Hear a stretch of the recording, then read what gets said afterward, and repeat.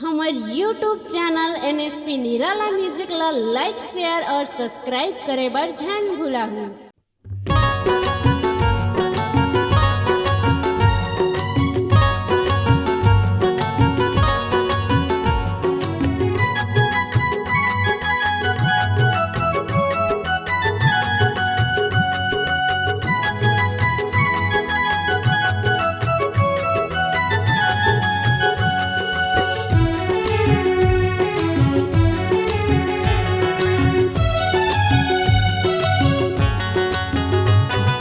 पकाया माच डारला से वो चिरैया है चिरैया रस माते कारी रे कोयली कुह कुह के वो चिरैया चिरैया रस माते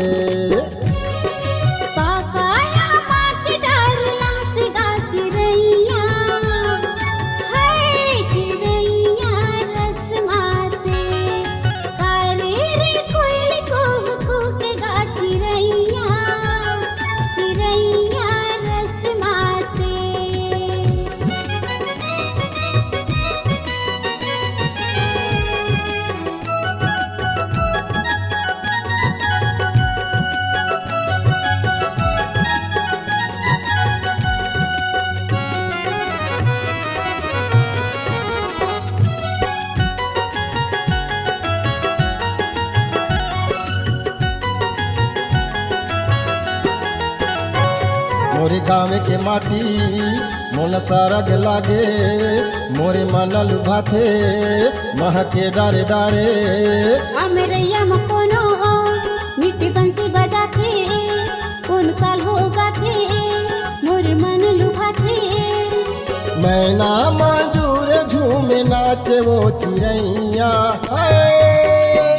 चिरैया रस माते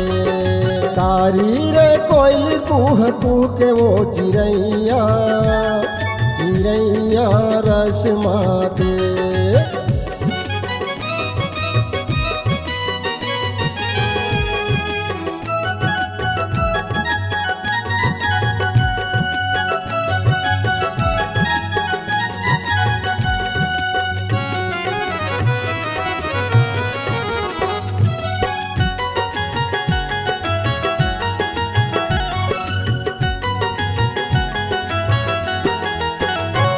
कोनो सुअद दरिया कोनो कर्मा गाथे कोनो ढोल नगाड़ा कोनो मादर बजाथे कोनो खिलटी भोला मने डोले रे डोला कोनो कर्मा नाचे निकी लागे रे मोला ढोला चांदनी मन रस गे वो चिरैया हाय चिरैया रस माते कारी रे कोयली कुह कुह के वो चिरैया चिरैया रस माते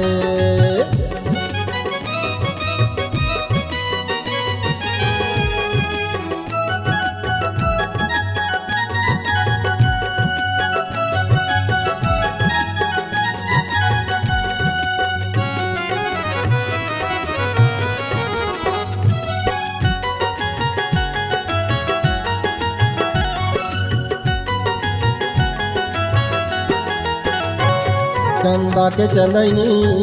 नवराते अंजोरी कोनो फगवा गाथे जेम माते है होरी जमुना चबर लागे सुधी मोरे भूलागे जमु झरा झरा बसती भरी आगे कथा कहानी मन रस गे वो चिरैया चिरैया रस माते कारी रे कोयली कुह कुह के वो चिरैया चिरैया रस माते कथा कहानी मन रस गे गा चिरैया चिरैया रस माते कारी रे कोयली कुह कुह के गा चिरैया